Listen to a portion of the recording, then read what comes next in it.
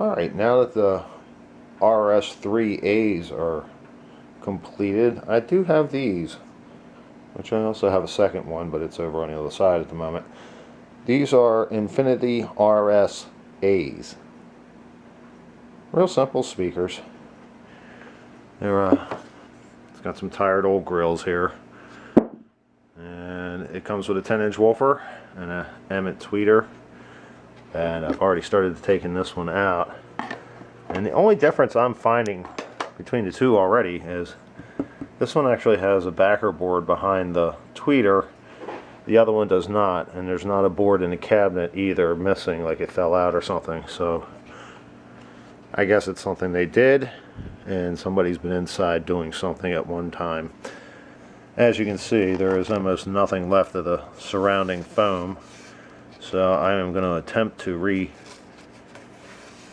these and put the whole gaskets back in place. I did a set on the RSs and it didn't turn out too bad, but that was about a decade ago. So out it will come. From here, I'm going to take these boxes out in my garage. I'm going to repaint them black.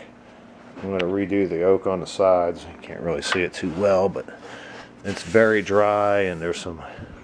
On one of them there's actually a burn mark of some kind. Somebody put a candle on them, which seems typical of these. Even my RS3As has a candle where somebody's left it burn on top, which amazes me on a speaker that vibrates. Somebody would put a flame on top of it. Just saying. But we have some nicks and some damage we want to clean up. I know these aren't the greatest speakers in the world, but they are Infinities. So they're already a step above most. But I plan on repainting, refinishing the oak, redoing the screens, refoaming the speakers, the 10-inch woofers, and maybe have something real nice that will sit in my closet. So after some hard looking and checking the serial numbers, apparently I do have a very seriously mismatched set of RSAs. The numbers are off by almost 1,000. Also, I found that the grill screen material, even though it looks the same kind of infinity brown it is, this one is very coarse, and this one's almost like a nylon. So yeah, they're mismatched by a long shot, but I don't think it's really going to matter much anyway, since I'm going to be making some alterations. Okay, I'm going to tell you straight up, it's not the factory way of doing it, but I've had good results doing it this way. First thing I like to do is take a couple of these little wood blocks I have laying around in the garage. And I like to block the cone up, so when you're actually working on it, it's not shoving it up and down and up and down. And we'll put two of these guys in here, and we'll get Mr. Cone lifted up.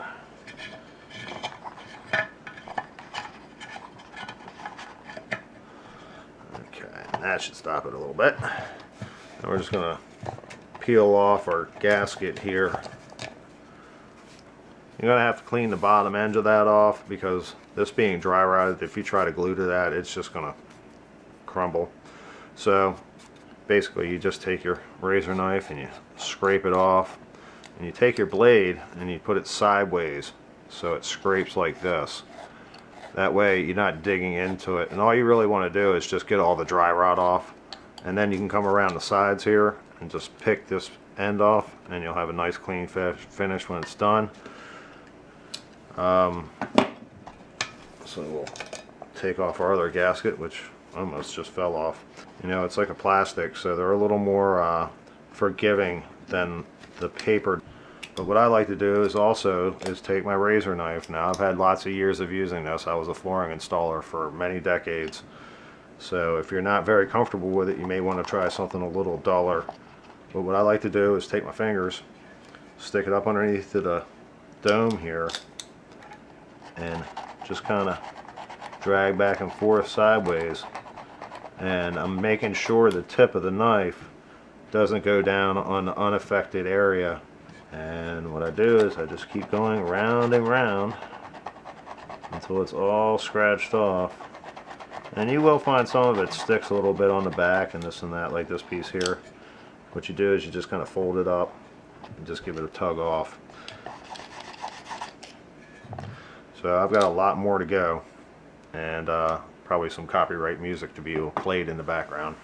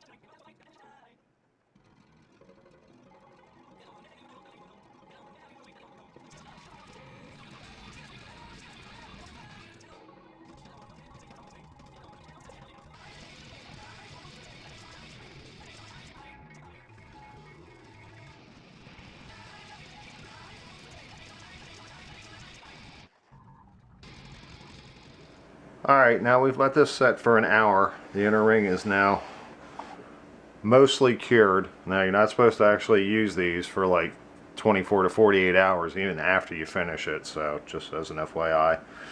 I got a speaker kit like everybody else should. You know, you just go online, Infinity 10-inch. Okay, now I'm going to go ahead and pull my sticks out, which paint sticks work really well for that, just so you know. What I like to do next is to flip it over, give it a nice shake around,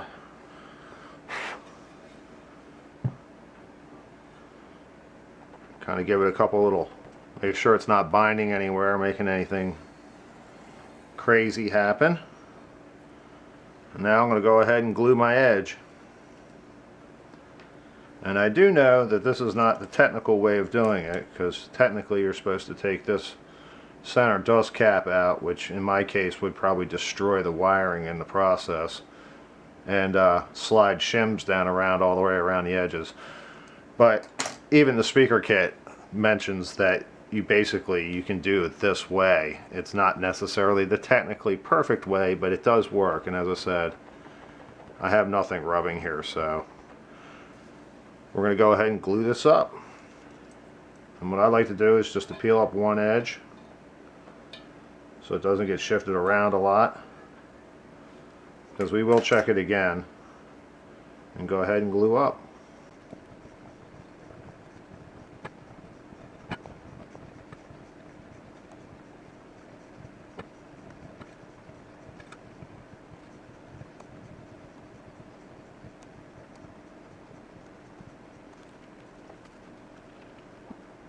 Now, to give the glue a minute to off gas, what they like to do is I just want to push down the cone a little bit here, and that'll lift it off of the, as you can see, it's, I don't want to flip it back over, but it actually lifts this outer ring off of the metal cage.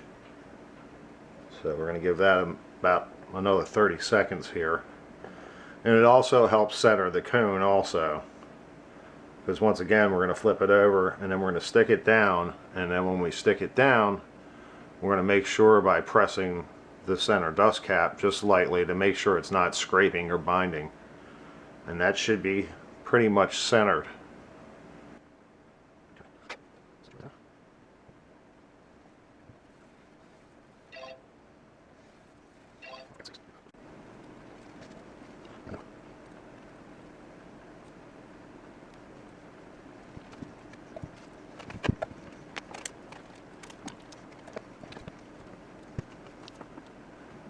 And now we just let it sit for a while, and tomorrow we'll flip them back over and they'll be ready for install. Alright, we've made our way out to the garage with our empty boxes here, and we're going to do some cosmetic repairs to these guys. One thing is we're going to get rid of this 1970s brown, and we're going to replace it with some Rust-Oleum gloss black. And this is an oil base enamel, which will give it a nice kind of medium shine. And we always mix in a little of this Valspar enamel hardener, and that'll make this paint here that we just mixed up dry up and be hard and non-transferable probably within an hour and a half or two. We like to give it, 6 or 8 hours to make sure it's totally hardened up, but I actually use this in a bilge of a boat. It should work out real well on these speakers. And what we're going to do is we're going to roll it on. And we're going to take this little 2-inch roller here, and we're going to roll it, and we're even going to do the back sides first. That way we get our roller nice and saturated and flat. So when we come over to these edges, we just go real light, and we'll put multiple layers on around the edge. That way it doesn't oversaturate and run over the top edge here. And the reason we're going to do this prior to actually doing anything to the actual oak veneer is we want a nice crisp line across here.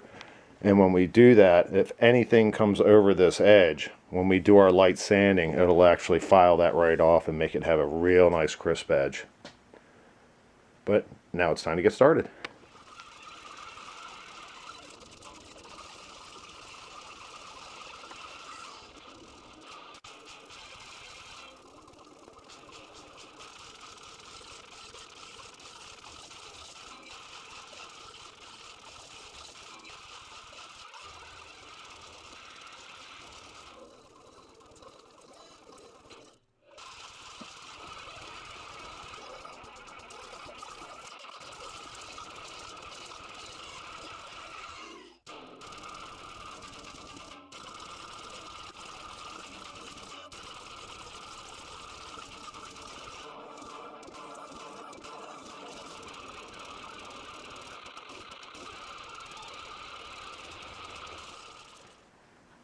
Okay, we got our second coat on.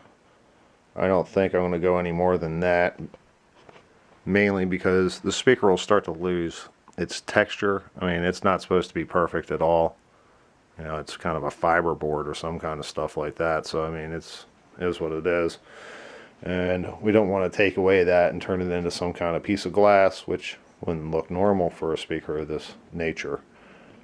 So we're just going to go with 2 coats. We did do some brushing in between to make sure all the little nooks and crannies and cracks and such were all filled in real nice. And then we did what they call tipping, where we rolled it on and then we took our brush and drug it across back and forth just to knock the tops off of the, basically it looks like little mountains when you roll a wall or roll a surface like this. And you tip it by running the brush across it, which breaks those surfaces and allows them to kind of flatten out a little better. And we did the back sides also. And we're going to leave this just like it is. I mean, it is the back side, and over years this will get dusty anyway, so it's not really going to matter. But the back sides are black now, which kind of gives them more of a modern look. And I do like the black, so I think that's going to work out well. And now we need to replace some grill covers, and I think they'll be really up to date. Next though is I've already started the sanding out this ring that somebody left a candle or something burn into. Haven't really made up my mind what way I'm going to go about attacking this yet. I really want to see after I put a little bit of sanding on it, see how it reacts. I know the veneer is thin, so I really can't do a whole lot with it, but it is awful rough in the same sense, so it should be like knocked down a little bit before we're going to stain it up a little bit. But for now, we just need to leave these guys sit, probably for another 8 hours, which basically will mean overnight, which probably give them 12 or 14 hours, which is even better. Before we go handling them, it's already starting to dry to the touch. But if you really kind of pushed into them or put them on a surface or something, they would actually, the paint would still dent. So we're just going to hold off for now. And tomorrow we'll also install this piece of wood I cut, which will be this backer piece here. This one is missing it. You can see where it was installed at one time by some serrated edges around the side here, but it's not actually in the box, so not sure where it's at, but we're going to replace that also. Okay, it's been about 18 hours. Our black has dried up real well. We've gone ahead and sanded this guy already. We put our block in also last night. It's been glued in place. It does look a little shiny today. That's because it's under some bright lights also, but in a couple days it'll kind of dull out a little bit. The way I'm going about this is with these Infinities, the cabinets were only a veneer of oak, so you have to be very careful, but this finish almost falls off, to be honest, and it's so old. And I'm just using my little box sander here with a little 120 sandpaper on it, and when I go across, I don't put any pressure, nothing. I mean, just let it glide and glide around, back and forth, going with the grain. And I am going a little excessive with the 120. I probably could have done something a little lighter to start off with, but I'm an aggressive type and I just like to get it done, and it seems to work out real well. Not only that, but it does give me a chance to get into some of these scratches and such. I mean, this is the bottom here, so it's going to be a little rougher than the rest, but you know, you can kind of see these scratches along here. If I was doing anything lighter, I'd just be kind of buffing them and I wouldn't be doing anything good to them. So I'm going to go ahead and get these sanded up, and then we'll get them warmed back up because it's a bit cold out today, and then we'll go ahead and do some staining.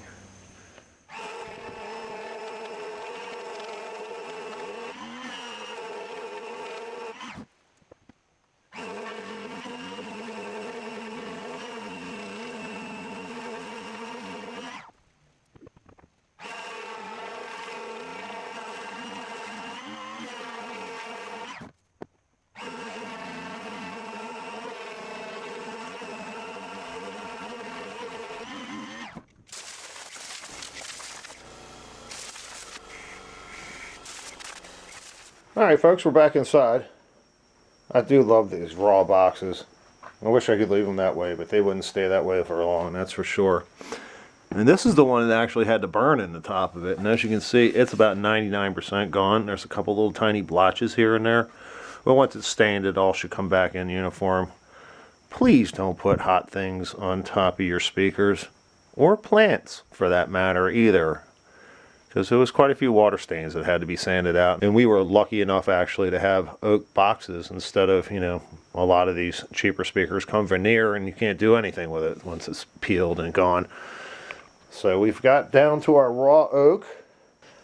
Okay, and we're going to use some mid-wax golden oak stain, number 210B. I found that's the closest match to the originals. I really think they did shellac or something similar to shellac back in the day. I just don't have any, believe it or not. After I just went through about 9 gallons on a floor a couple months ago, I don't have any at all.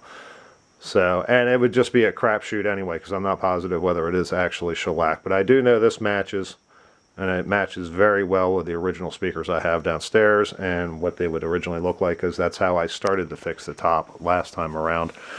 I did some deep sanding, and then I actually stained it up with a little of this, and then I sanded everything back out again to try to get some uniform, and it seemed to have worked very well. So I'm going to go ahead and stain.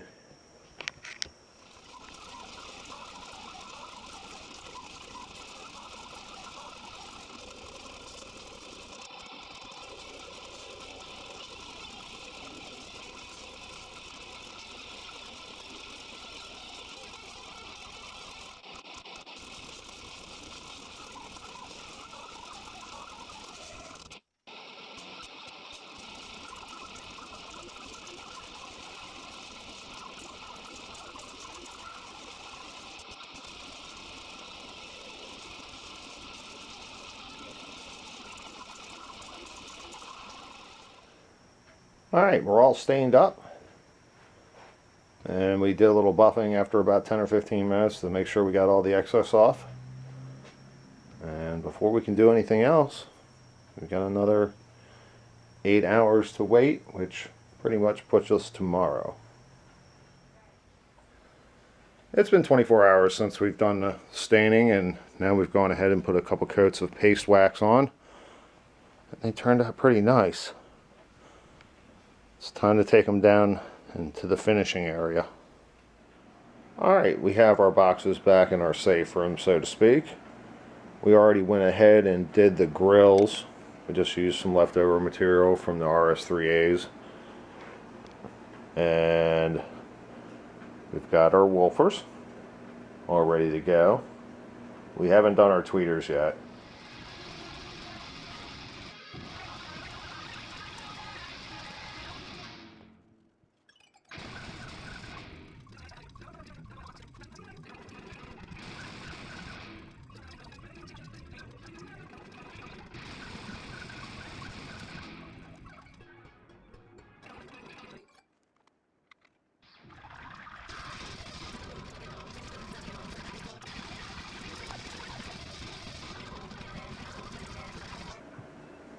We just want to take a second to point out here a little difference with this one.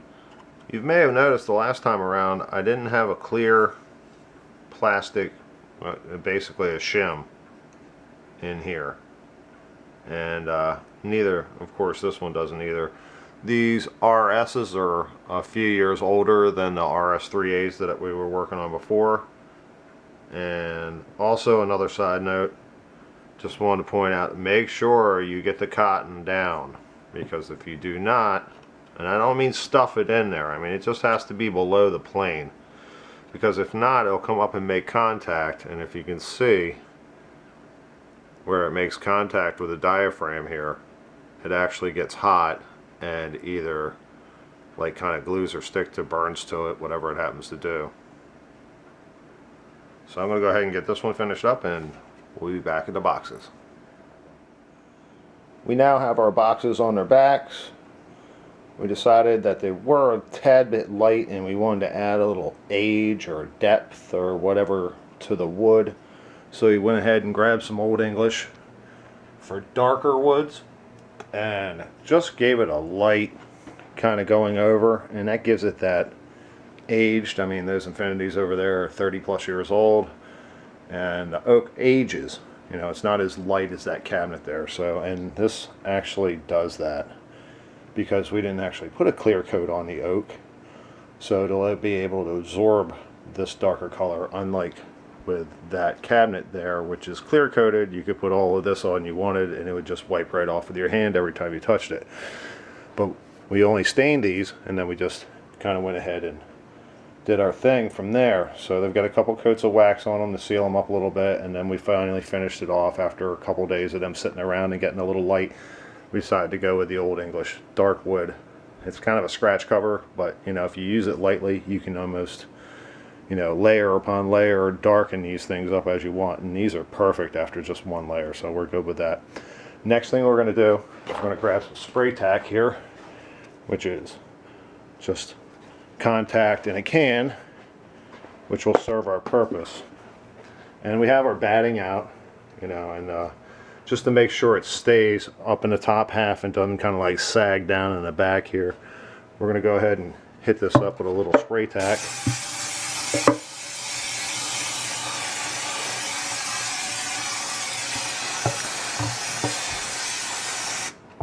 Not so worried about it down around the crossover and such, because you know it's really kind of you don't want the top half to sag down into the speaker, and if it tends to want to sit on the side either, you don't want it to all fall down in the bottom here either. So spray tack will actually keep all that in place, but you have to let it set up for a few minutes. Okay, we have our batting back in. We've got some plumber's putty to put over the hole after we put the leads through. That's why they put the backing plate there, I guess, so air doesn't come back through the tweeter. Maybe causes vibration because the tweeter's actually sealed, so it must actually come around the sides. Since our woofers are gray, they're not a clear plastic, we're not so worried about the wires on the outside of the batting, but if you know, if they were clear, we'd probably actually bury them away a little bit. But we're just going to go ahead and run them out, put our speakers in, and call it a project.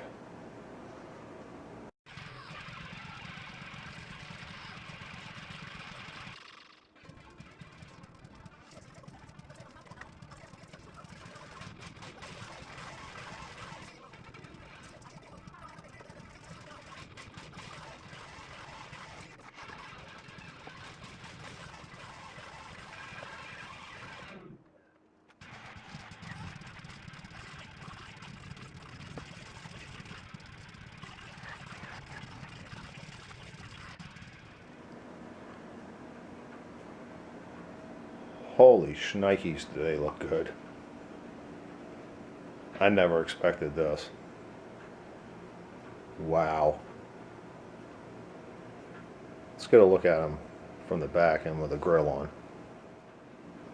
Again, wow. As I said, this turned out so much better than I thought it would.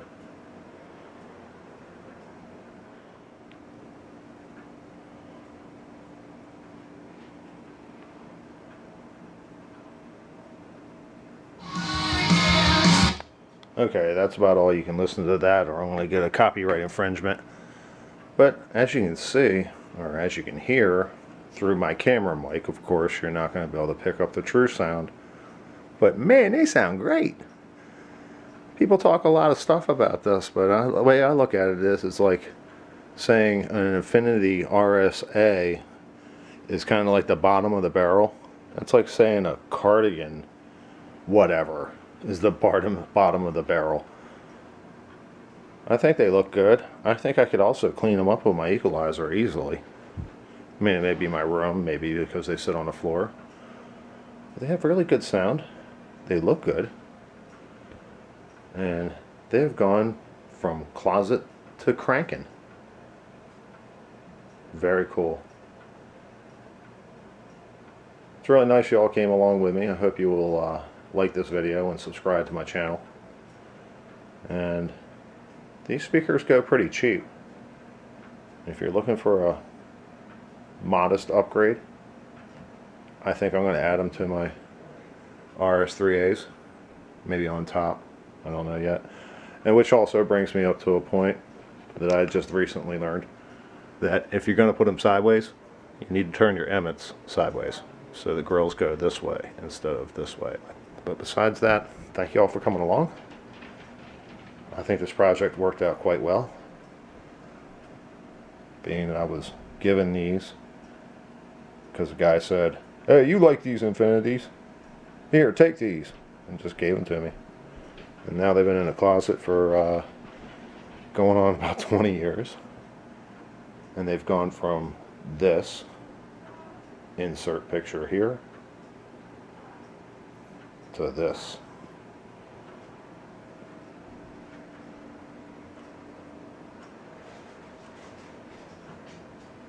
Thanks again.